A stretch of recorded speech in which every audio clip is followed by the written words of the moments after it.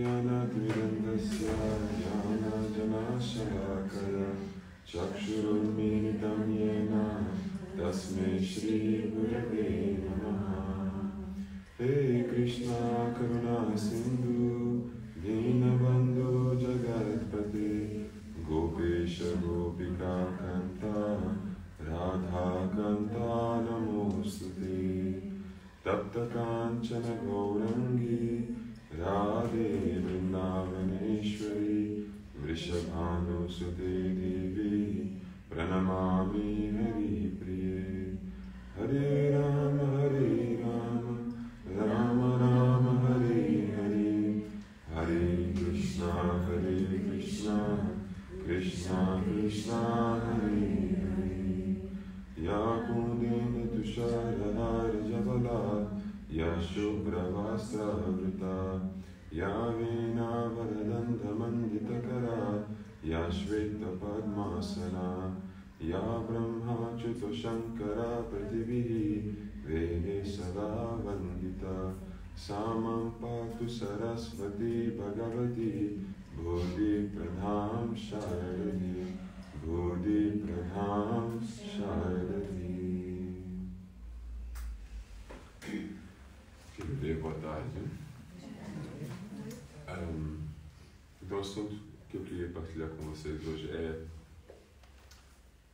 o papel que a mente tem em relação à alma, porque quando nós falamos de quem nós somos, existe um conflito espiritual, digamos assim, entre a visão que eu tenho de quem eu sou, aquilo que eu percebo e sinto diariamente, que vem da mente, e aquilo que supostamente nós somos na essência, que é a alma. Muitos falam sobre a alma, mas ninguém sabe exatamente me dizer o que é a alma, como é que eu me identifico com essa alma, como é que eu vivo de acordo com essa alma e essa essência que nós somos. Então vou explicar desta forma, que é: se nós queremos ser quem nós verdadeiramente somos, começamos por onde? Vamos sempre começar por aqui, na nossa mente. Porque se eu dizer agora, ok, malta, o meu guru ensina que temos que ser quem nós somos, e quem nós somos almas, então, Jai Gurudev, obrigado por terem vindo aqui hoje, vocês vão ser almas e agradeço a vossa presença, tchau. Vocês vão dizer, tá bem. O que é ser uma alma? A alma é imortal. Ok. Agora eu sou imortal? A alma sempre ama. Essas coisas que a gente fala sobre a alma não correspondem à nossa vida. Então, sejam quem vocês verdadeiramente são. Então você vai pensar, bom, quem é que eu sou? Começa já a pensar. Quem é que está a pensar? A mente. Quem é que eu sou? Aí você vai se definir por vários papéis que você assume nessa vida. Eu sou um filho, uma filha, eu sou uma mãe, um pai, um amigo, irmão. Eu sou cabeleireiro, eu sou engenheiro, eu sou o que for que seja. Aí você começa a se definir dessa forma. Mas você só está me explicando o que você faz, ou o que você é em relação a outra pessoa. Você não está a dizer quem você é, independentemente de qualquer outro fator externo. Não é? Se você é um amigo, isto é só em relação a outro amigo. Se você é cabeleireiro, não, isso é o que você faz para ganhar dinheiro, para sustentar a vida que você tem. E qual é essa vida? Quem é que você é? Certo? Então você vai pensar, se calhar, em uma segunda análise, nos valores que você quer ter, os valores com que você quer identificar. Eu sou uma pessoa amorosa, eu sou uma pessoa respeitosa, eu sou uma pessoa que demonstra compaixão pelos outros, por exemplo. E isso já começa a aproximar um bocado mais do que é se definir enquanto pessoa, ok? Aqui são as minhas características. Mas quando as pessoas ouvem o conselho, sejam quem vocês verdadeiramente são, normalmente o que significa para as pessoas é o seguinte, verdade, eu não vou aceitar as limitações que os outros impõem sobre mim, eu vou fazer o que eu quero. Porque isso é que é ser quem eu sou autenticamente, sem ter que fingir, sem ter que agradar os outros, eu vou fazer o que eu quero fazer. Isso não tem nada a ver a ser quem você é. Isso tem a ver com concretizar os teus desejos, ponto final. E se os desejos são maus? Isso não interessa. É só que eu quero fazer o que eu quero fazer, ponto final. E não quero escutar não de ninguém. Isso também não é quem você é. Agora, continuando então a pensar e procurar saber quem é que eu sou, a pessoa pode ficar confusa, um pouco perdida nessa busca. Eu tive uma conversa recentemente com uma pessoa que veio ter comigo e disse assim: eu ouvi uma palestra do Guruji a dizer que eu tenho que ser quem eu realmente sou, mas ele disse, eu não estou a falar da alma, porque isso é uma coisa muito elevada e abstrata. Eu estou a falar do agora, seja quem você é, autenticamente agora. Okay. Swami, precisa da tua ajuda. Eu disse, o que você precisa? E eu não faço a mínima ideia de quem eu sou. Eu disse, ok. Então vamos construir quem você é. E eu posso te ajudar nisso, posso te guiar nesse processo, mas você vai ter que construir quem você é, porque você pode escolher, você pode decidir quem você é. Então, aqui vem o ponto principal, que é: a tua alma é uma coisa que nunca muda. A tua alma é uma coisa eterna, que tem uma natureza inerente, que nunca é afetada por qualquer fator externo. A alma é eterna, a alma é consciente, a alma tem como sua natureza felicidade e amor. A alma tem um objetivo, que é servir ao ser de quem ela veio.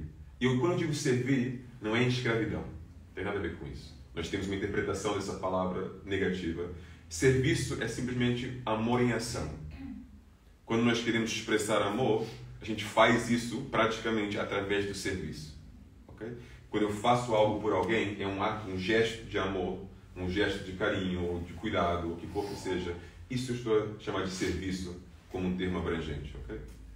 Então a alma tem como sua própria natureza só essa vontade de amar proativamente. Okay? Isso nunca muda. Mas então por que nós não somos assim? Porque nós temos uma mente com um falso ego que identifica com quem nós nos identificamos. No sentido que se você me perguntar quem é que eu sou, eu vou dizer eu sou Swami Ravitikanta, é meu nome. Okay? Mas é o meu nome que quem me deu. Nesse caso, o meu guru. Mas se você me tivesse perguntado 20 anos atrás, qual é o seu nome, eu teria dito Stefan. Meu nome é Stefan. Quem me deu esse nome? Não sei. Minha mãe e meu pai estavam brigando, não sei qual é que escolheu Stefan e qual não escolheram. Então me deram 2 nomes. Meu nome é Stefan Nicholas. Porque um queria Stefan, outro queria Nicholas, não sei qual queria Stefan, qual queria Nicholas. Mas não concordaram, então deram os 2. Ok? Isso define de alguma forma quem eu sou? Isso explica para alguém quem eu sou? Não. É simplesmente meu nome. E quem é que você é? Eu sou Stefan Nicholas e eu sou brasileiro. Isso explica para alguém quem é que eu sou? Só dizer que parte da terra eu nasci? Isso também não explica nada, porque na realidade eu nasci aqui em Portimão. Não foi no Brasil. Mas eu tenho passaporte brasileiro por quê? Porque meus pais são brasileiros. Isso explica alguma coisa? Não. Isso não define nada. Então, novamente, se a minha alma é algo eterno que nunca muda, mas eu não tenho contato com essa alma, porque eu tenho uma camada de separação entre a minha essência e o que eu estou a viver neste momento, que se chama a minha mente, que está virada para o mundo exterior e não virada para o mundo interior, onde existe essa tal alma, então eu vou orientar a minha vida inteira baseado nos fatores externos com que eu me conecto, e aí eu vou me definindo. Brasileiro, homem, Stefan, qualquer papel. Aluno, professor, o que for que seja. As funções que eu vou fazer. Certo? Mas essa alma não vem para este mundo como um quadro vazio para você preencher. A alma já vem condicionada com várias tendências, várias preferências, etc. Porque nós estamos a falar de um sistema de reencarnação dentro do meu enquadramento filosófico. Então a alma já vem predefinida com certas características. A alma não, desculpa, a mente. Okay? Então quando você nasce, você já vem com uma programação e você está sendo reprogramado pelas novas interações que você acumula ao longo da sua vida. Mas nenhuma dessas coisas foram necessariamente acumuladas por sua escolha consciente. A maioria das vezes são por circunstâncias e por escolhas quase que em autopiloto, em que você não para pensar, é isso que eu quero mesmo? é com isso que eu vou me definir. Não, os outros estão fazendo, então eu vou fazer também. É o normal, então eu vou seguir o normal. Aí você vai se condicionando e vai criando uma versão de quem você é, que é criada pelas suas circunstâncias, junto com as circunstâncias do passado que você já trouxe para esta vida. Okay? Aí você vai sempre ter partes do seu ser que você gosta mais e partes que você gosta menos. E não digo fisicamente. Digo do seu ser em termos de caráter, em termos de personalidade, em termos de seu modo de pensar, modo de agir, modo de viver. Mas o problema é que as pessoas vão virar para você e vão dizer: isso é normal. O ser humano é assim. Tem coisas boas, coisas más. A gente sente felicidade, às vezes a gente sofre. Faz parte. Esse faz parte é a maior mentira que você já ouviu na sua vida. Que isso é o que é ser humano. É viver esses altos e baixos. Não. Isso é viver como um ser humano inconsciente. Um ser humano que ainda não assumiu a sua responsabilidade e capacidade de mudar quem ele ou ela é. Então, uma pessoa que se deixa ir pelo mundo vai ter essas condições, vai ter esse tipo de vida. Aí sim, essas pessoas que não tomam ação consciente para mudar essa natureza vão dizer: sim, isso aqui é a vida normal, altos e baixos. Se vocês se sentem confortáveis nisso, tudo bem. É a tal zona de conforto. Aí você vai me dizer: zona de conforto? Baixos? Como é que os baixos entram numa zona de conforto? Claro que entra. Porque são os mesmos baixos que todos os outros também estão a passar. Então isso é uma zona de conforto. Porque há uma normalidade nisso. Se os outros sofrem, então meu sofrimento já não é tão especial. É normal. Se todos estamos a sofrer, se todos sentimos deprimidos de vez em quando, aí isso se chama também uma zona de conforto. Porque você não vai fazer nada para mudar isso. Porque acontece com todo mundo e eu não tenho que estranhar isso. Eu não tenho que achar que algo está errado. É normal, é natural. Não é normal nem natural. Porque o natural significa o inerente. A coisa que você tem dentro de você que é inerente é sua alma. A sua alma não sofre. Então, se você está a sofrer, algo está errado. E no minuto que você diz isto é normal, você está a acreditar na mentira. Não é normal sofrer. Não é normal sentir depressão. Não é normal sentir perdido. Porque isso tudo vem de uma mente inconsciente que se deixou ser afetada, influenciada por várias coisas, vários pensamentos falsos, várias crenças falsas, ao longo de tantas vidas para chegar ao momento que vocês estamos agora. Então, como é que nós vamos começar a resolver esse assunto todo? Isso aqui é o importante. A mente humana, eu diria que tem 3 funções básicas. A gente chama de Jnana Shakti, Icha Shakti e Kriya Shakti.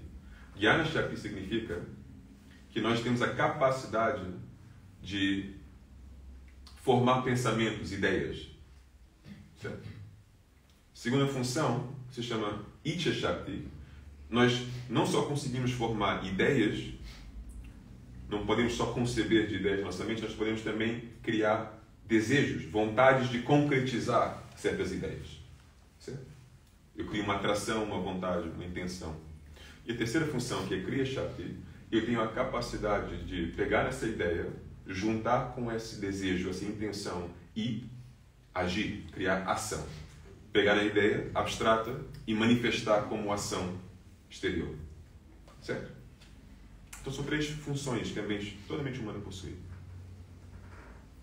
Agora, no mundo de ideias, primeira fase que a mente tem como função, no mundo de ideias, em que você vai concebendo o que eu devo fazer com a minha vida, tem uma questão-chave que é: você acha mesmo que você devia estar a imaginar coisas para fazer com a sua vida? Você devia estar a tentar encontrar propósitos para a sua vida? Ou aceitar que já existe um propósito para a sua vida, então eu não tenho que inventar um novo, mas sim conceber de maneiras como eu vou viver e concretizar esse propósito que já existe para mim. Porque o problema do ser humano é que o ser humano usa a sua criatividade em formas erradas. A gente reinventa o que já foi inventado. E eu digo isso no sentido que a gente se perde tentando mudar o que já foi criado na perfeição para nós, que é a natureza do ser humano, repito, vem da nossa alma, que é amar. Então, o propósito do ser humano vai sempre ser amar, sendo no contexto de família, sendo no contexto de solidão, sendo no contexto de trabalho, sendo no contexto de qualquer coisa, não interessa. É expressar e experienciar amor. Tem duas direções o amor, ok? Então, se esse é o meu propósito eterno, independentemente das minhas circunstâncias externas, eu não tenho que inventar um propósito novo. Eu tenho que pensar como é que eu vou concretizar esse propósito. E eu tenho que conceber de ideias de como eu vou amar, como eu vou conseguir expressar o máximo amor possível e receber o máximo amor possível também, para concretizar o meu propósito. Agora, se você me dizer, Swami, mas por que você acredita que esse é o propósito do ser humano? Eu vou dizer uma mistura de experiência, de raciocínio lógico e de fé. Okay? Por quê? Porque eu acredito que o amor incondicional é a maior experiência, a experiência mais elevada que existe para um ser humano. Eu estudo pessoas e eu vejo que aquilo que mais motiva o ser humano, na primeira fase, é não querer sofrer. Mas após isso, não é só isso que o ser humano quer, não é só não sofrer. O ser humano quer ser feliz. E depois, além de querer ser feliz, o ser humano quer amar e quer ser amado.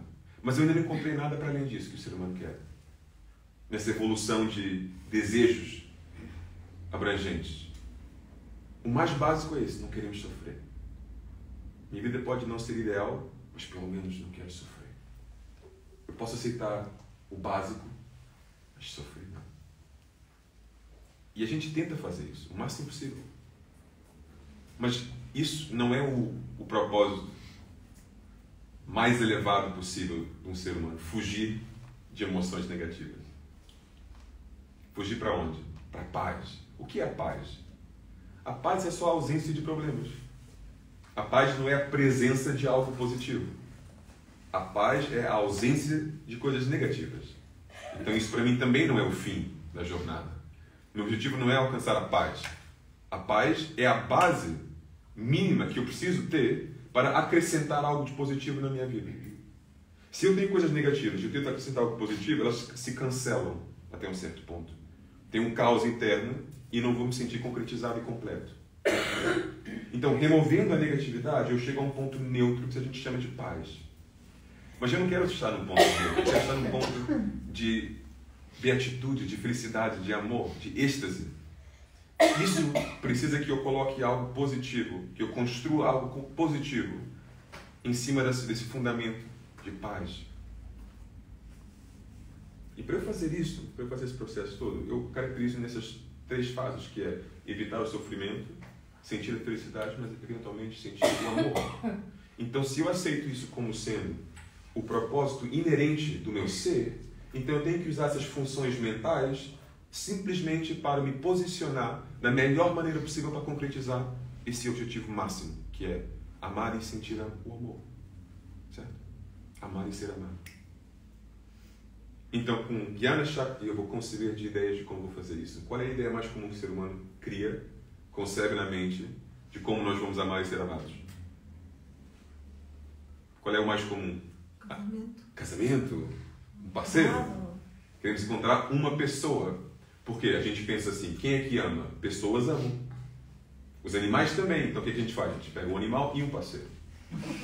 Para aumentar as chances que vamos amar e vamos sentir amor. Né?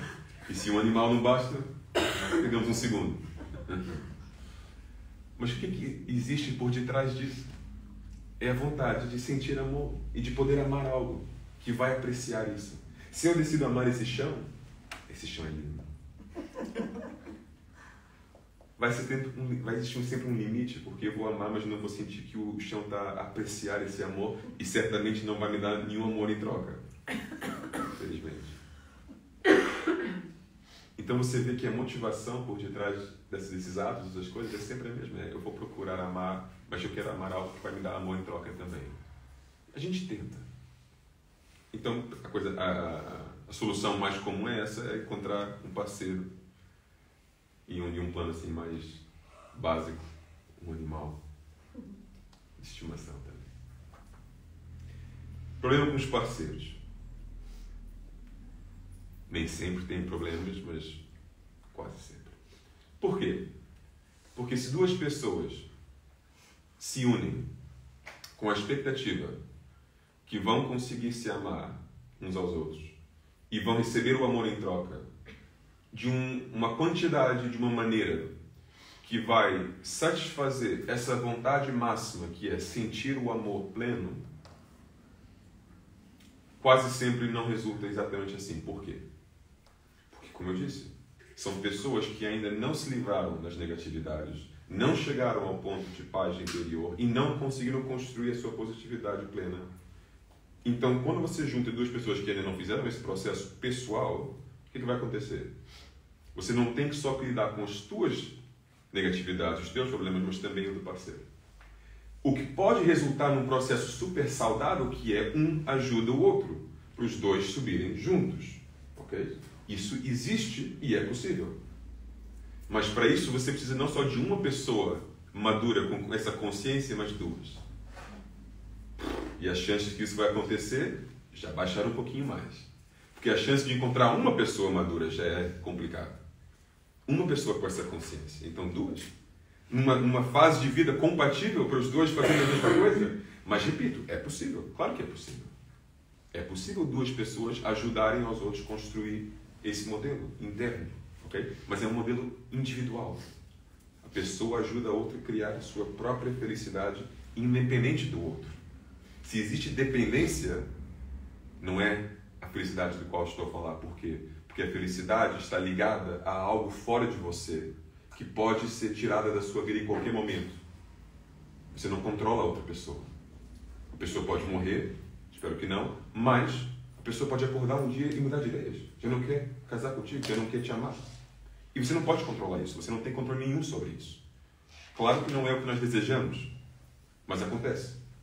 Então, eu vejo a parceria entre seres humanos muito mais como um apoio e uma ajuda do que uma dependência. Assim que temos esse elemento de dependência em qualquer relação, em qualquer dinâmica, pais e filhos também, por exemplo, já temos um elemento super problemático nesse relacionamento, que provavelmente as chances são muito altas que vai dar mal. Ok? Então, o primeiro intuito humano é esse, é procurar conceber uma ideia na nossa mente, como é que eu vou ser feliz, como é que eu vou sentir esse amor. Procura uma pessoa, e nessa pessoa eu vou encontrar tudo. Aí você vê os filmes, e as músicas, e os poemas, e os livros, e tudo isso. A maioria das músicas que têm mais sucesso são músicas sobre o quê? Amor ganho e amor perdido.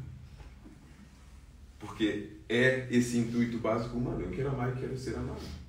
Mas tenho tantos fracassos nessas tentativas, e eu vou contar os meus fracassos para o mundo e vou contar os meus sucessos também. Isso aqui é um mundo com os altos e baixos, como eu tinha dito. Né? Ok. Então, se o primeiro intuito é procurar outras pessoas, tudo bem. Mas eu vou dizer uma coisa. Tendo já explicado os problemas que podem surgir nessa tentativa, uma questão tem que também surgir, que é: se eu vou procurar o amor em outras pessoas porque eu reconheço em outras pessoas a capacidade de amar, de onde é que veio essa capacidade? De onde é que veio a minha capacidade de amar? Aí você pode dizer, veio da minha biologia natural. Faz parte do que é ser um ser vivo. Tudo bem. Mas se você vai ao continente, eu vi um continente aqui ao lado. Se você vai ao continente, você vai e compra uma maçã, certo? Aí você leva para casa e dá a maçã para uma pessoa. A pessoa vai ver maçã, continente. E aí você pergunta para a pessoa, de onde é que veio essa maçã? A pessoa vai dizer, do continente. Não, mas de onde é que veio essa maçã antes de chegar ao continente? De uma árvore. Exato. A maçã vem de uma árvore. Você pode ir buscar no continente, mas não é do continente que essa maçã veio. Então, de onde é que veio o amor? Você pode ir buscar em outra pessoa. Mas de onde é que veio esse amor? A pessoa é como o continente. Você vai às compras. Mas de onde é que veio esse amor? De onde é que vem essa energia, essa vida em si? E para mim, novamente, não vou agradar nem satisfazer todos, mas para mim, no meu enquadramento, o amor vem da fonte do amor, da fonte da felicidade, da fonte da vida, que é Deus. Em qualquer conceito que você tem de Deus, mas Deus é a fonte do amor. Deus é a fonte da felicidade. Então, se eu quero uma maçã, eu posso ir no continente e comprar uma maçã. Se eu quero maçãs sem fim, eu tenho que ir às árvores, que vão sempre dar mais e mais e mais maçãs. Ok? Vocês podem construir uma parceria perfeita, certo? Com outra pessoa e encontrar a felicidade e o amor. Mas temos um defeito inevitável. Tudo que é material tem um começo e um fim. Não é? E isso nunca vamos escapar. E então, eu estou aqui para, de certo modo, ajudar, aconselhar como viver a parte que tem um fim da maneira mais saudável possível, mas sem nunca esquecer que vai ter um fim. Então nós temos que também investir numa outra relação, numa outra dinâmica que existe, que é uma dinâmica eterna, entre alma e Deus. Entre pessoas, temos que aprender a melhorar esses relacionamentos também. Já falei um pouco sobre isso. Mas não podemos fazer isso ao ponto de esquecer que esta dinâmica aqui vai durar o quê? 5 anos, 10, 20, 50, 100? Se vocês tiverem sorte. Ou má sorte, dependendo do teu ponto de vista. Mas a outra é para sempre. E você nunca vai fugir da necessidade eventual de cuidar um pouco dessa relação. Porque imagina, quantas vidas já tivemos aqui. Uma vez eu perguntei para o Guruji, Guruji, nós não somos um movimento que gosta de evangelizar muito. Ele disse, pois não, e eu nunca tive essa vontade de ir na rua, bater nas portas e dizer, você já ouviu as boas notícias do nosso Guru Paramahamsa Vishwananda que salva todo mundo? Nunca tive essa vontade. Por quê? Porque, pronto, uma coisa que ajuda muito é a ideia da reencarnação. É tipo, se você não acertou nessa vida, tranquilo, você tem mais vidas para acertar.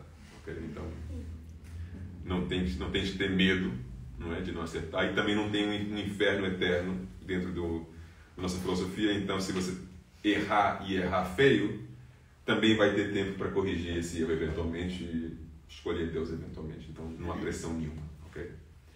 Mas, tendo tudo isso em conta, eu tive essa conversa com ele e disse assim, Guruji, mas nós não somos, certo? Ele disse, não. Por que nós não somos? Ele disse, porque quando você tenta forçar algo ou criar uma pressão que não é natural para uma pessoa escolher algo, a escolha nunca é sincera. É uma escolha, literalmente, que não é natural. A pessoa está sendo confrontada com uma decisão antes da pessoa chegar a um ponto na sua evolução de consciência em que a questão surge naturalmente. Porque a questão vai sempre surgir naturalmente. Aí eu perguntei, como é que essa questão vai surgir? E ele disse, pelo cansaço do fracasso. A alma, eventualmente, pode demorar 100 vidas, 100 mil vidas, 1 milhão de vidas, mas, eventualmente, você fica cansado de bater com a cabeça na parede. Eventualmente, sem qualquer necessidade de qualquer coisa vir te dizer isso, você vai sentir a coisa mais sincera possível, que é, eu quero mudar. Ninguém está a me dizer que eu preciso mudar. Fulano não veio bater na minha porta e dizer que você tem as crenças erradas. Eu vou reconhecer que eu tenho as crenças erradas. Eu vou reconhecer que eu estive a tomar as decisões erradas na minha vida, nas minhas vidas. E quando é que isso vai parar? Quando é que eu vou reconhecer que se eu repito o mesmo ciclo 50 vezes, 100 vezes, 1000 vezes, chega ao mesmo resultado, que é, eu consigo alcançar coisas lindas que sempre terminam e eu tenho que começar de novo? Quando é que eu vou mudar? E a decisão é sua. E para mim, esses são os percursos mais bonitos e mais sinceros e mais profundos que eu vejo nesse caminho são as pessoas que chegam a esse ponto naturalmente porque reconhecem as limitações que existem em todos os outros caminhos. Mas isso é uma coisa que eu gostaria que vocês reconhecessem de uma forma natural. Não que tem que estar aqui a demonstrar, olha os defeitos do mundo, olha os defeitos dos seres humanos. É por isso que eu estou aqui a dizer, vamos lidar primeiro com como nós podemos se relacionar com outros seres humanos de uma forma mais saudável, em vez de pular logo para a parte de Deus e dizer, esquece os seres humanos, isso sempre vai acabar em frustração. Eu podia dizer isso, mas isso para mim é quase que agressivo, se não ofensivo. Porque eu estou a ser ofensivo ao seu processo natural e eu estou a ser agressivo em puxar você a chegar a um ponto em que você ainda não chegou naturalmente. E para mim isso não se faz. Então eu tenho que falar de uma forma que vai chegar às pessoas em níveis diferentes, ao mesmo tempo apontando a direção certa, para você entender em que ponto você se encontra, para saber qual é a estrada que você tem que pegar para eventualmente chegar ao ponto final. Eu dou um exemplo.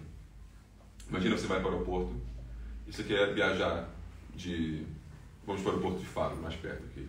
Vamos de Faro e queremos ir para Paris. Ok? E todos nós entramos em voos diferentes, aviões diferentes, mas todos com a mesma destinação. Faro, Paris. Ok?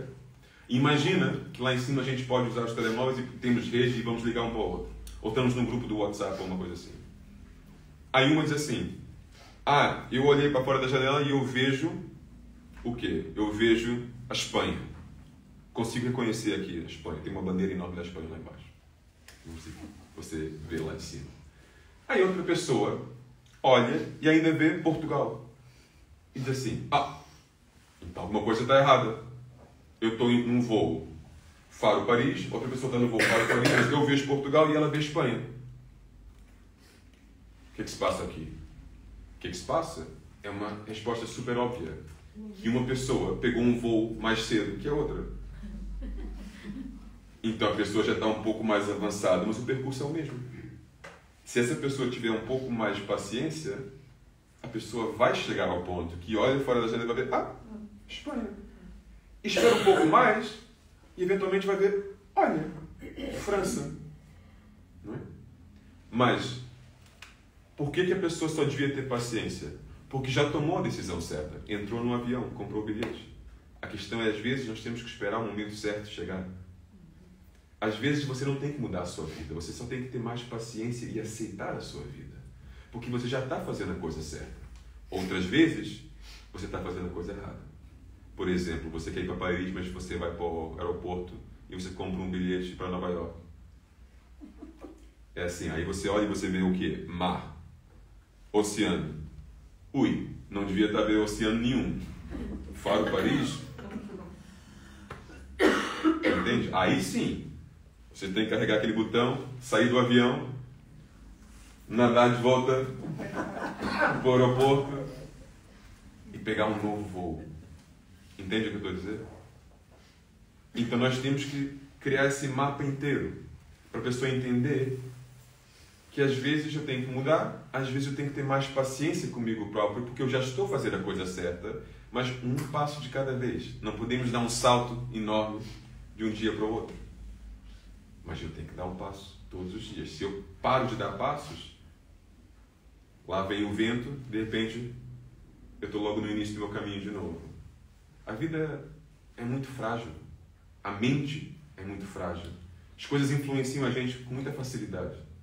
Nós temos que ter um pouco de atenção para nos proteger também. Para proteger aquilo que é importante para nós e aquilo que é o nosso propósito, a nossa intenção, o nosso caminho. Essas coisas são preciosas, são valiosas, nós temos que saber valorizar e proteger. Tantas pessoas que eu vejo com intenções excelentes, mas aplicações horríveis. Não sabem como viver as intenções que têm. Mas nessas pessoas eu vejo, tens todas as ferramentas. Tu tens tudo que tu precisas. É só organizar de uma forma diferente. É só criar uma disciplina, um modo de pensar um diálogo interno um pouco diferente, mas já tens tudo que tu precisas para fazer um progresso enorme no seu caminho espiritual. Então, voltando ao assunto de quem você é, e a mente e a alma, se a gente aceita aqui neste grupo que o objetivo é amar e ser amado, e que nós vamos procurar isso em pessoas, eu volto a dizer, mas esse amor vem de uma fonte original, que é Deus. Então, faça isso, porque se Deus escolheu distribuir o amor dele por todos nós, não é para ignorar isso, mas não é para esquecer de onde veio. Então nós temos que ter essa conexão dupla, que é, eu vou amar o próximo, eu vou amar os seres humanos, porque Deus colocou sua presença neles também. A fonte desse meu amor, do vosso amor, está presente dentro de nós, mas eu nunca vou fazer isso sem a consciência de onde veio. E por ter essa consciência, eu nunca vou criar expectativas falsas, que é, você tem que me completar, você tem que me satisfazer. Não. Nós vamos nos ajudar, nos apoiar, para que a nossa vida possa ser totalmente, finalmente concretizada na nossa conexão com o divino. Isso sim. É possível, é viável e é o indicado, na minha opinião. E quando você recebe uma instrução como a que eu disse logo no início, o Guruji diz, sejam quem vocês são. Okay, voltamos a esse ponto. Então, o meu conselho é o seguinte, foi isso que eu disse para a pessoa que eu tive essa conversa uma semana atrás, que eu disse, sabendo o teu propósito de vida, sabendo o que você teoricamente é, mas ainda não vive, tenta montar um estilo de vida que inclui pessoas, atividades, ambições, o que for que seja que a sua mente concebe e depois deseja fazer e vai fazer, que são coerentes ao máximo com esses valores e essas ideias fundamentais que nós temos aqui. E isso você vai construindo dia após dia. E se você fizer isso, você constrói uma vida, uma circunstância de vida, conscientemente, que tem a máxima coerência possível com essa visão, que é, eu quero amar e ser amado, mas eu reconheço que isso vem de Deus, e as pessoas só existem para me inspirar, para me apoiar, mas não para serem meus objetivos finais, digamos assim, aí eu vou criar uma vida, um lifestyle, que vai ser o mais autêntico possível dentro desse contexto presente. Que é, eu vou me sentir que eu estou sendo quem eu sou, porque eu estou a agir conforme com a minha intenção máxima. Isso é o oposto da hipocrisia. Coerência e hipocrisia são palavras opostas. Okay? Então, eu sendo coerente, deixo de ser hipócrita. Então, eu estou tentando criar coerência com a minha realidade presente. Eu não estou a dizer para ninguém viajar nas nuvens, com pés no chão. Se nós somos almas, isso é só uma ideia abstrata neste momento. Esquece isso. Com a vossa mente, com o seu corpo, agora, aqui, pés no chão. Eu quero viver esses princípios, vamos construir isso. Eu tenho que escolher as minhas amizades. Eu tenho que escolher o que eu vou fazer em termos de trabalho, em termos de carreira, em termos de o que eu vou consumir todos os dias. O que eu vou ler, o que eu vou ver, o que eu vou escutar. Tudo isso influencia o meu modo de ser. E você tem que tomar ação consciente para construir a sua versão autêntica de quem você é neste momento. Mas logo a gente pode mudar, porque a gente vai evoluir, a gente vai crescer. Então quem eu vou ser daqui a 5 anos não vai ser igual a quem eu sou hoje. Uma outra pessoa veio falar comigo um mês atrás, disse assim, Swami, eu ando um pouco perdido. Eu disse, por quê? Porque eu já não sou como eu era. Estás perdida? Ainda bem que não és como tu eras. Não, mas Swami, eu não sei se é bom, porque antes eu fazia coisas que, sei lá, eram mais excitantes e minha vida era mais dinâmica. Tá bem. Então envelheceste um pouco? Oh, Swami, não seja assim. Mas as pessoas mudam. Então, queres voltar para o passado? Queres ser como tu eras? Se tu realmente sentes isso, estás no caminho errado. Se você envelhece, o tempo passa, mas você olha para trás e diz, eu era melhor antes, então o que você tem feito nesses anos está errado. Porque se você nunca devia pensar assim. Nunca. Eu posso ter saudades de momentos da minha vida, eu posso olhar para trás e dizer com grande gratidão e apreciação, uau, que coisa espetacular que eu fiz, que experiência top que eu tive. Mas querer voltar para trás e cancelar todas as coisas que você aprendeu e evoluiu e cresceu nesses tempos todos, você só iria querer fazer uma coisa dessas se você não cresceu, se você não evoluiu, se você não aprendeu nada. E se você não cresceu, não evoluiu, não aprendeu nada, o que você andou a fazer os últimos 5 anos? Só pode ser besteira. Então, no mínimo, você aprendeu uma coisa, que isso tudo é besteira. Então, mesmo assim, você não devia querer voltar para trás. Porque, no mínimo, você vai ter o reconhecimento do fato que o que você anda a fazer com a tua vida não é o que você devia estar a fazer com a sua vida. Pelo mero fato de você querer voltar para trás. Isso já é uma grande lição. Não é? Então, nós temos que ir construindo e refletindo um passo de cada vez. Para criar a versão autêntica de seja quem você realmente é. Ok, Guruji. Não é para ouvir essas palavras só como palavras bonitas. Ah, meu Guru lhe disse para eu ser quem eu realmente sou. E o que significa? Ah, significa que eu não vou ligar tanto para o que os outros têm para me dizer. Sim, ok. Isso também ajuda.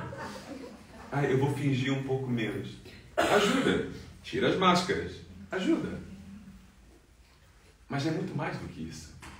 É o autoquestionamento. Mas quem é que eu sou, afinal?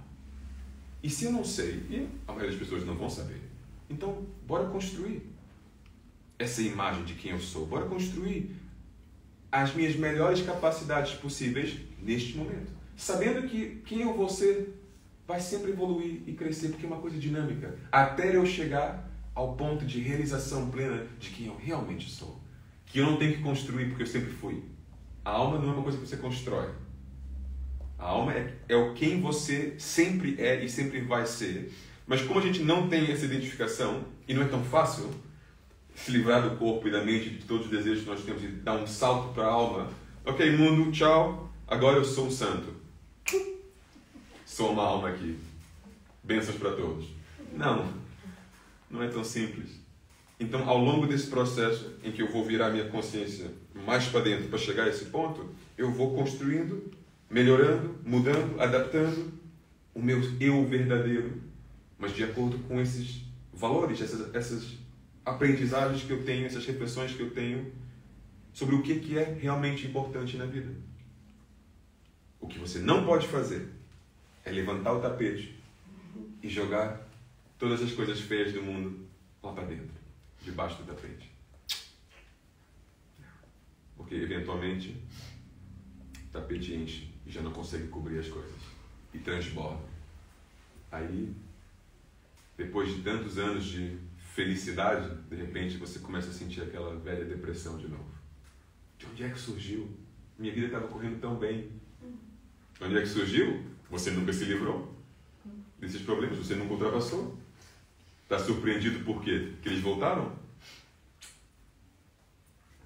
Se fosse tão fácil. Então pensa.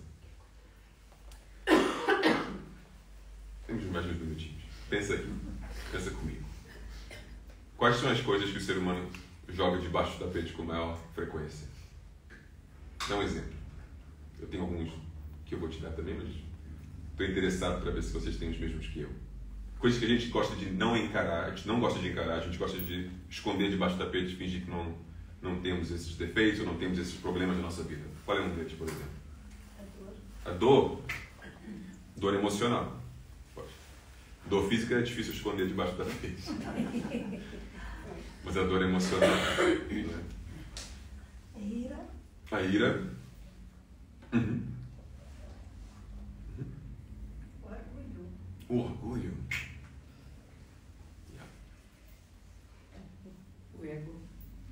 O ego é difícil esconder debaixo do tapete. Vou confessar. Porque o ego tem a tendência de querer se mostrar. Então, pôr o ego debaixo do tapete é quase impossível. Era bom, às vezes, conseguir pôr debaixo do tapete. Mas o próprio defeito do ego é que é um defeito que não pode ser posto debaixo do tapete. É a característica-chave do ego. Então, infelizmente, esse não dá. Mais um, vamos só. Inveja. Inveja. Ok. Inveja é uma coisa que a gente disfarça muito. A gente esconde a inveja com máscaras mais do que a gente joga debaixo do tapete. Então, mas concordo até um certo ponto, sim. Concordo. A inveja é um daqueles que a gente não gosta de assumir que temos. A gente finge muito para esconder a inveja. Fingir aquilo que não é. Fingir aquilo que nós não somos, sim. Isso é, digamos assim, o fundamento de todos os atos de fingimento e de jogar coisas debaixo do tapete. É fingir ter uma realidade que não é a nossa. Não é? E acaba sendo um desenraizamento total. E a gente cria ilusões e fantasias, e no início é só para convencer os outros. Mas se você diz a mentira o suficiente, você começa a acreditar que é real. Você começa a convencer você próprio. Mas como não é real, é uma fantasia que você acreditou, eventualmente a realidade te dá um tapa na cara. E é isso que o Guruji estava dizendo, quando ele disse: eu não tenho que ensinar nada para ninguém, porque a vida vai te ensinar. A sua própria frustração de bater com a cabeça contra a parede vai te ensinar. E é isso que eu estou dizendo. Se acontece em um ano, ou 10 anos, ou 10 vidas, eventualmente, o que você fingiu não existir, mas você sempre soube que existia, vai voltar e vai dizer: oi, tem saudades minhas?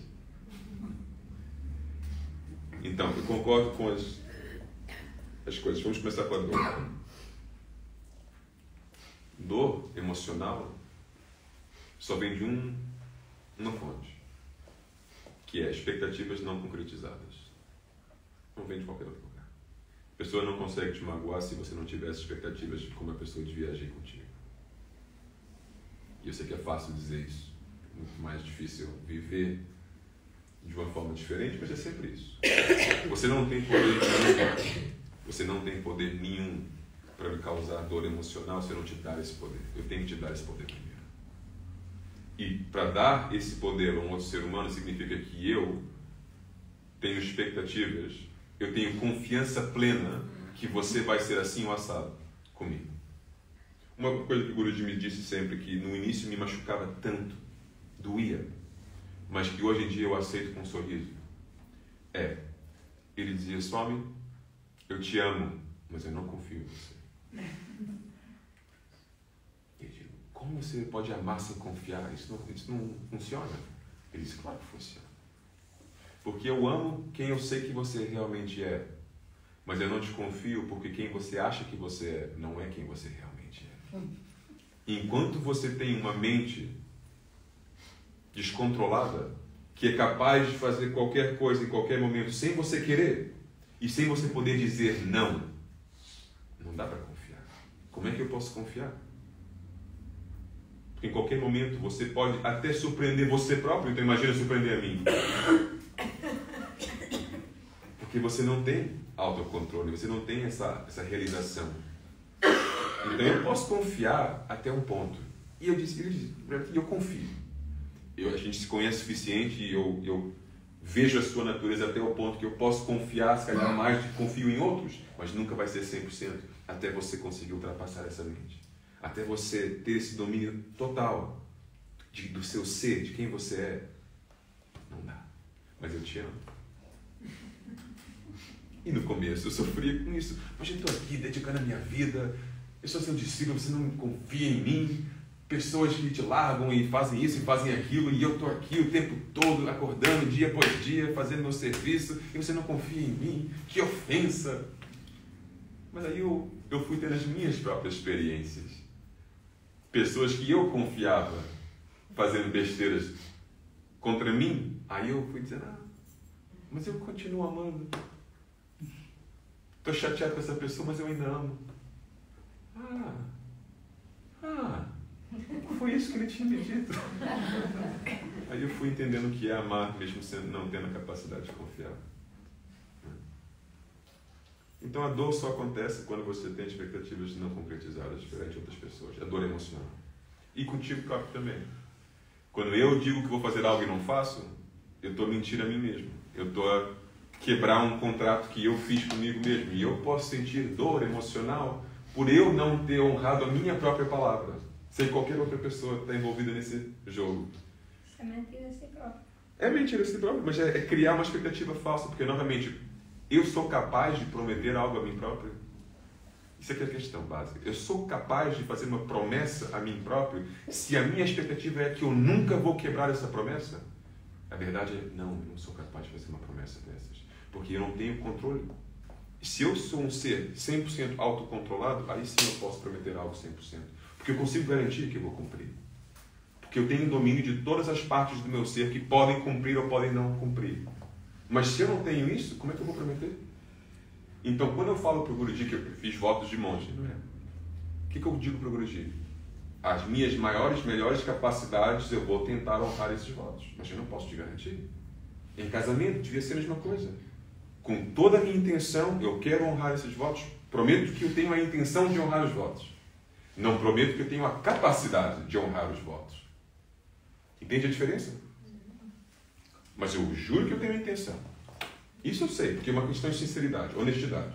Ou você tem ou não tem, mas isso eu consigo reconhecer em mim que eu tenho a sinceridade na vontade de fazer aquilo. Capacidade é outro assunto. Né? Mas a gente vai desenvolvendo a capacidade. Então a dor vem disso. Mas como a gente não quer aceitar essas verdades dolorosas às vezes, então a gente joga a dor debaixo do tapete, porque a gente não quer encarar o fato que Deus, meu guru, não pode confiar em mim. E ele tem razão. A gente quer culpar em vez de aceitar. Como é que ele não confia em mim? Não gosto nada dele. Vou encontrar uma pessoa que confia em mim. Não, os problemas não foi. Quer dizer que uma pessoa que tem dor esconde essa dor e mostra uma realidade muito bonita, mas lá dentro tem muita dor. Sim. E essa pessoa, quando ouve alguém dizer dor, essa pessoa diz não, é tudo maravilhoso. Sim. O que é que isso quer dizer? Que a pessoa está a viver uma fantasia, mas ao mínimo uma fantasia bonita. Porque existem pessoas que fazem o oposto. Escondem a felicidade e dizem que tudo não presta. E a pessoa mostra uma coisa linda para a pessoa diz, não presta. Então é o oposto. A pessoa vive uma outra fantasia, mas uma fantasia negra, negativa. Esta é uma pessoa que tem muita dor, Certo. mas mostra uma parte muito bonita.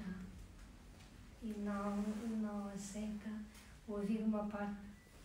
Porque a pessoa não escolhe aceitar. Não é que ela é incapaz, ela escolhe não aceitar. Ela escolhe não Sim. aceitar. Porque para encarar a dor que ela tem dentro dela, Muita. Mas ela vai doer. guardou. Sim. Guardou e escondeu. E escondeu. Então, assim eu conheço muitas pessoas também. Conhece? Uma delas está sentada aqui. Eu tenho uma amiga assim. Eu tenho um amigo assim também. Não, mas para falar sério. Nós temos que encarar a dor em doses suportáveis. Se eu disser assim, eu estou triste. Não, a vida é maravilhosa. A vida é maravilhosa, gratidão à vida. Não, mas atenção, agora tem que qualificar isso. Porque isso que acabaste de dizer agora, eu até posso concordar com isso. Sim. Se uma pessoa vira para mim e diz assim, a vida é maravilhosa e eu tenho gratidão imensa pela vida, isso não quer dizer que a pessoa não reconhece os defeitos da vida, nem consegue aceitar o sofrimento que a vida também tem, não é? Então são duas pessoas potencialmente diferentes, que tu acabaste de escrever. Tem a pessoa que diz que a vida é maravilhosa e tem gratidão, mas está a esconder uma dor que sabe que está a sentir e sabe que existe, mas não quer encarar. Não. E tem outra pessoa que processou a dor e conseguiu enxergar de outro ponto de vista, ao ponto de dizer, mesmo que doeu, eu tenho gratidão por isso e eu reconheço o valor que isso teve na minha vida, então a vida é maravilhosa. É isso. Estás a ver? Acho que é Isso é uma coisa bem diferente. É essa parte. Pronto, isso eu acho mais saudável. Se a pessoa é capaz de fazer isso, é o que nós podemos fazer com a dor. É tentar o nosso máximo, ganhar uma nova perspectiva para entender o que essa dor nos ensinou, para que a gente tenha gratidão no coração, tenha uma apreciação pela vida. É essa parte. Pronto. Mas aí não há fingimento nenhum. Não é uma ilusão. Há uma troca de perspectiva. Uma perspectiva mais ampla, não é? Mais completa. Mas então, a dor foi um dos princípios que a gente esconde, eu falei um pouco sobre isso agora. Outro ponto que foi dito, segundo ponto, alguém lembra? Ira. Ira, foi aí. A ira é uma variação da dor. É uma dor específica, digamos assim.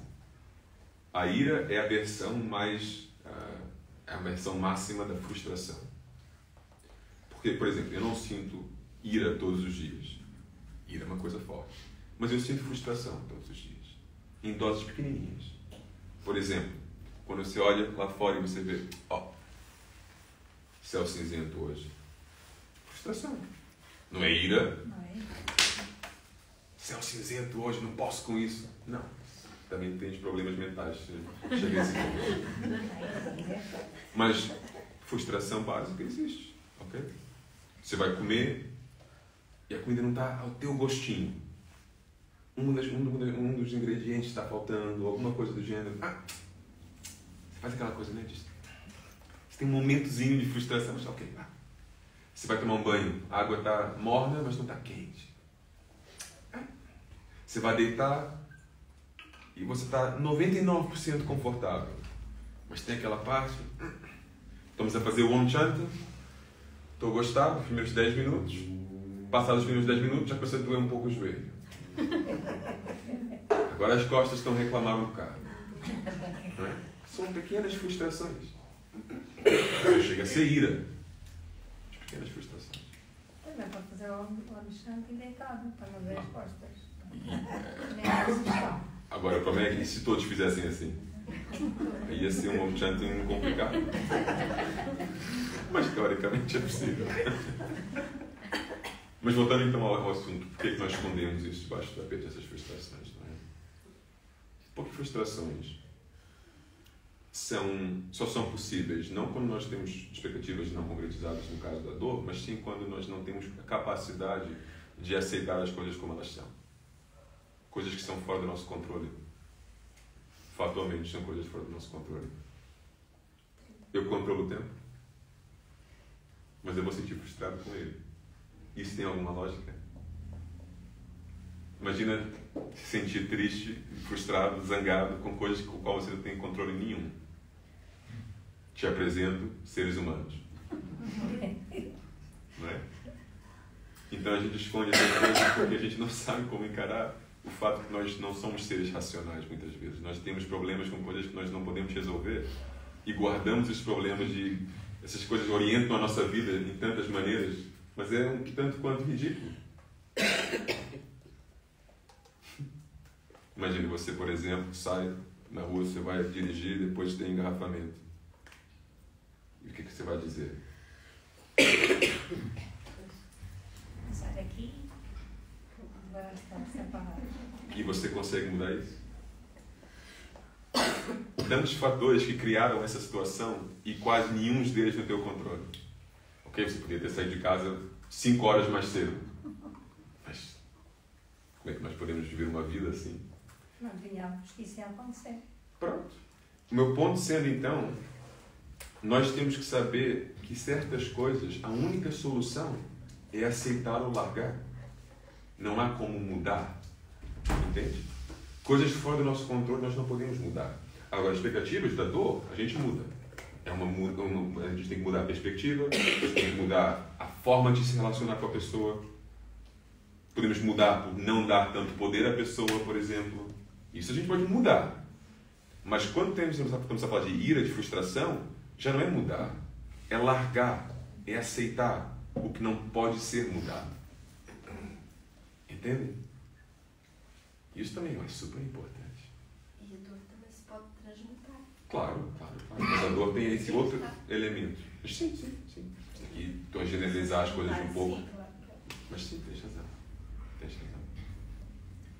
Falamos de inveja também, não foi? Inveja. Inveja. Inveja é aquela coisa que se alguma pessoa me diz eu não tenho inveja. Qual é a diferença? Da inveja branca e a inveja escura. Há quem diga que tem. Sim. Tens razão. Há quem diga.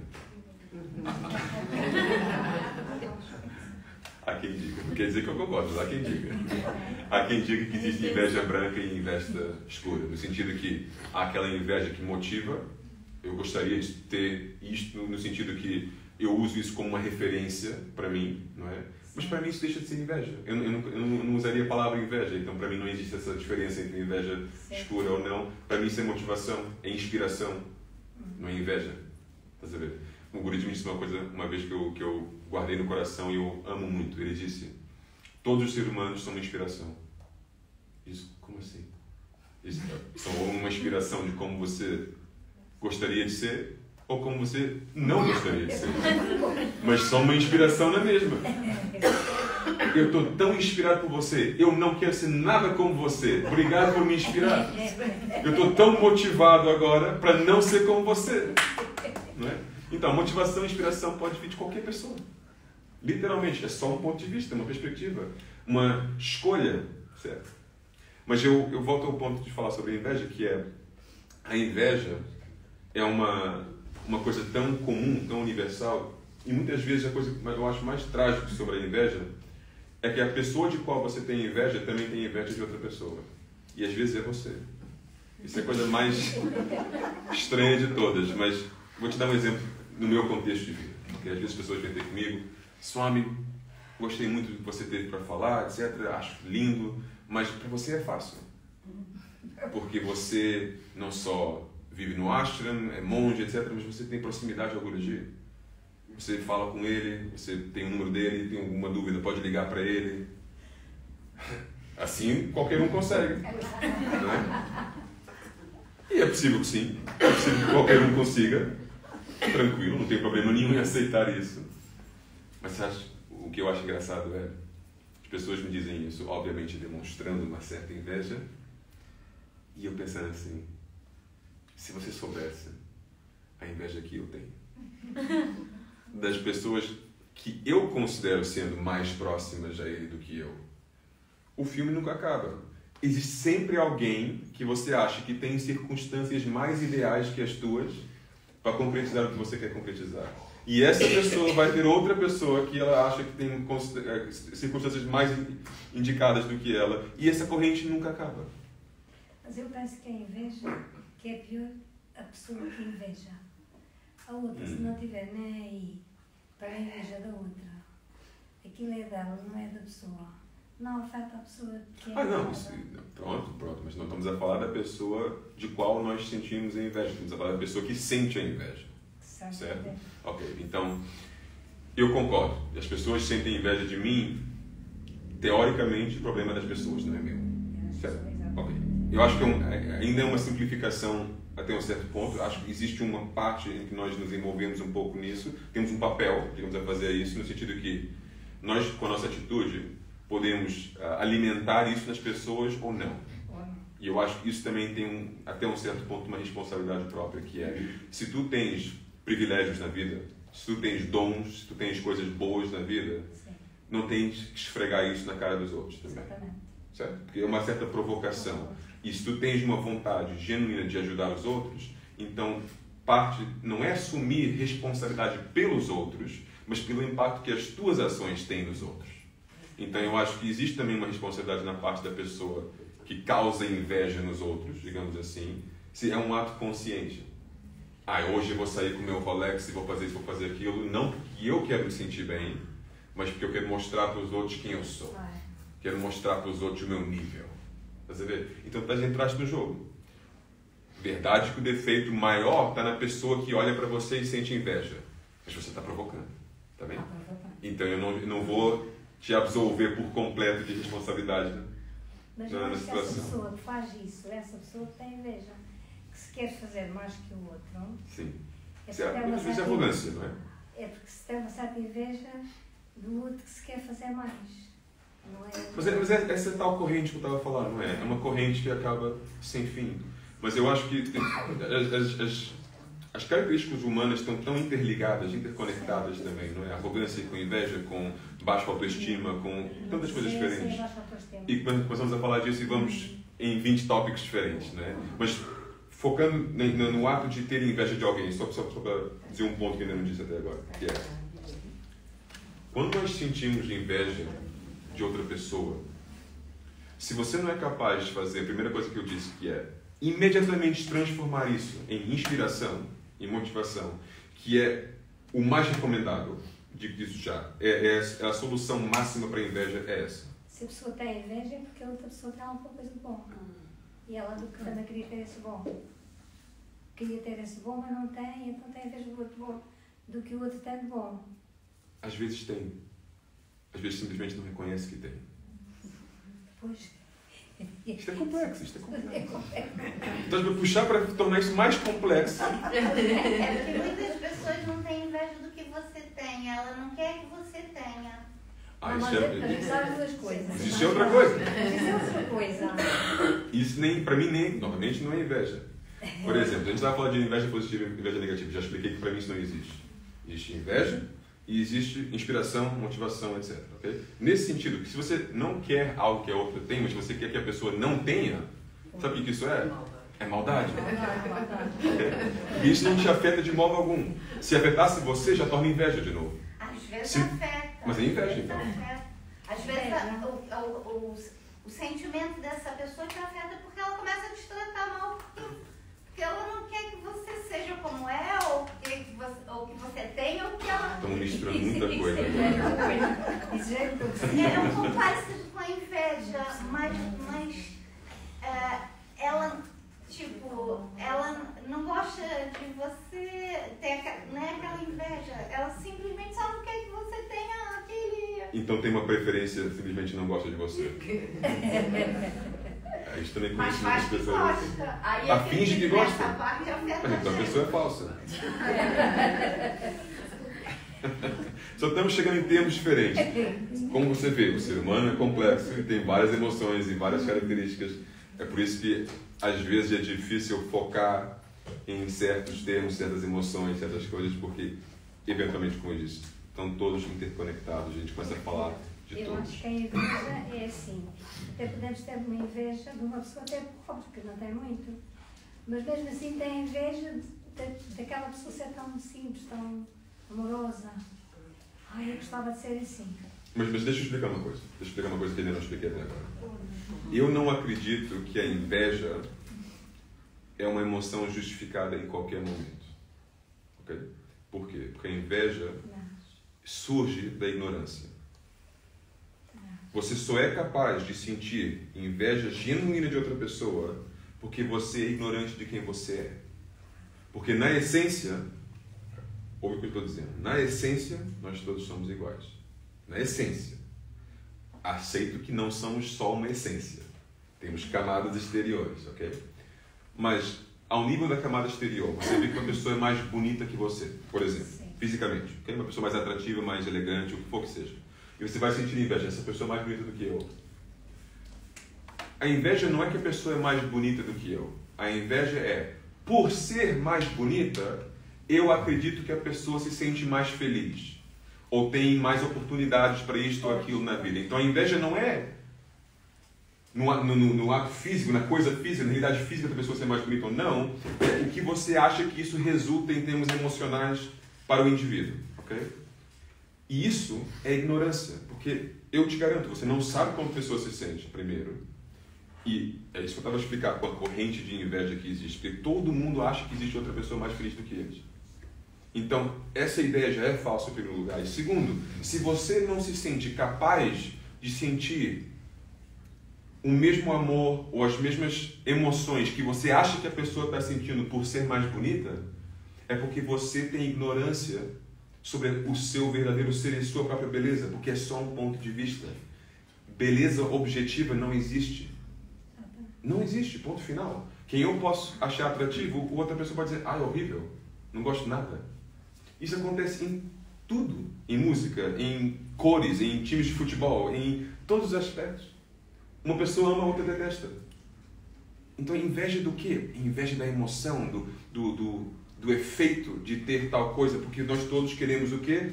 Evitar o sofrimento, sermos felizes de amar e ser amados. Isso tudo volta a isso. Nós temos inveja porque nós achamos que as circunstâncias externas dessa pessoa conduzem essa pessoa a ter mais felicidade, mais amor e menos sofrimento. Mas a realidade é o seguinte, que cada um de nós estamos na situação perfeita para nós, como indivíduos, alcançar o amor em qualquer momento. E não temos que comparar com o outro. Porque se o outro tem circunstâncias mais complicadas do que você, então você teria as circunstâncias dele. Se são melhores, você teria elas. Eu tive um grande problema no início do meu caminho com o Guruji. Grande problema, enorme. Que foi o seguinte. Ele deu um satsang, uma palestra, e ele disse o seguinte: o mundo é perfeito. E eu olhei para ele e disse: o quê? Óbvio que o mundo não é perfeito. É óbvio que não é. Ele disse: não, o mundo é perfeito. Mas o que eu estava a entender por essas palavras? Perfeito para mim significa que tudo existe na perfeição, num estado em que não pode ser melhorado. Isso aqui é perfeito. E obviamente o mundo não é assim. Ok? Então eu estava num conflito imenso com ele. Não conseguia entender por que ele diz uma coisa dessas. Obviamente é mentira. E eu fui questionando, me auto-questionando. Será que eu sou o problema? Não, eu não sou. Aí eu entendi, finalmente, o que ele estava tentando dizer com isso. Não porque eu sou esperto, mas porque ele me explicou. E ele disse: tudo é perfeito como é, porque tudo está perfeitamente posicionado para te dar a oportunidade que você precisa em cada momento para concretizar o teu objetivo maior. Cada situação está formada de uma forma perfeita para te proporcionar o que você precisa naquele momento. O que não significa que o mundo é perfeito de uma forma objetiva. Certo? Agora, o meu desafio é enxergar isso. E a inveja, e a dor, e a ira, e tudo isso surge só pela minha incapacidade de enxergar a perfeição do momento que eu tenho à minha frente e o que este momento está a tentar me proporcionar. Qual é o meu encaixe perfeito neste momento perfeito? Então a gente encaixa de maneira torta, chega a conclusões tortas. E a gente cria fantasias mentais, emocionais sobre a nossa vida, sobre a vida dos outros, projeções, um monte de coisas que a gente constrói aqui dentro que são falsas. E eu não estou a dizer que corrigir isso é um processo fácil. Mas tudo que eu estou partilhando aqui hoje, eu acredito, senão não teria partilhar, vai ajudar vocês a organizar isso um pouco, a ter essa perspectiva diferente, a começar a solucionar esses problemas. Lembre do que eu disse, vou dar um resumo curto, que é: para serem quem vocês realmente são, vocês têm que entender que vocês são uma alma, não uma mente, não esse corpo. Mas como a gente ainda não realizou essa alma, temos que viver com o que temos agora. Aprender todos os dias um bocadinho. Aprender. Sim, aprender todos os dias, claro. Aprender a viver num mundo que é perfeito, certo, mas com as suas imperfeições. Certo. Certo. Então, como nós temos a mente e o corpo, nós temos que saber lidar com outras mentes e outros corpos, enquanto nós estamos no processo de alcançar aquilo que transcende todas as mentes e todos os corpos, a origem de todas as mentes e todos os corpos, que é Deus. Então, enquanto estamos neste plano, temos que entender que expectativas falsas de perfeição no outro, que vamos encontrar aquilo que nos completa nos outros, etc., não está a ajudar. Essas imaginações falsas não estão nos a ajudar. Nós temos que criar parcerias, amizades, sistemas de apoio, em que nós estamos realmente apoiando uns aos outros a fazer esse percurso. E muitas vezes não é mudar o percurso, mas ter mais aceitação e paciência nesse percurso, como no exemplo que eu dei do avião, certo? Então, às vezes, não é mudar a vida, é dar continuação à vida que você já tem, sem perder motivação, sem perder vontade de continuar, de acordar todos os dias e tomar o próximo passo, não é? Sabendo que o destino eterno de cada alma é Deus. E se você não chega até agora, e você não chegar nessa vida, eventualmente você vai chegar. Quando você querer o suficiente. E querer o suficiente, você consegue fingir. Especialmente não com Deus. As máscaras não funcionam. Mas é por isso que eu disse, você não precisa que eu te convença a fazer isso. você vai se convencer vocês próprios. Eu só estou a esclarecer o que se calhar você já percebeu sobre esse mundo. Com palavras diferentes, com emoções diferentes, para você esclarecer ainda mais o que a vida já te ensinou. Você já bateu com a cabeça na parede algumas vezes. Eu acredito, 100%, que vocês já bateram com a cabeça na parede. Eu só estou a relembrar esse fato. Então, se calhar está na hora de aprender alguma coisa com isso. Né? Fico por aqui hoje. Chega, né?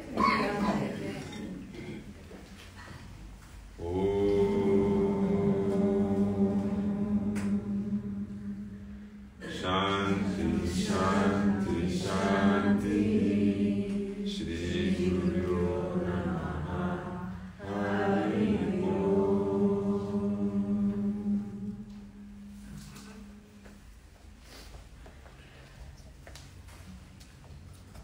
Obrigado pela vossa participação.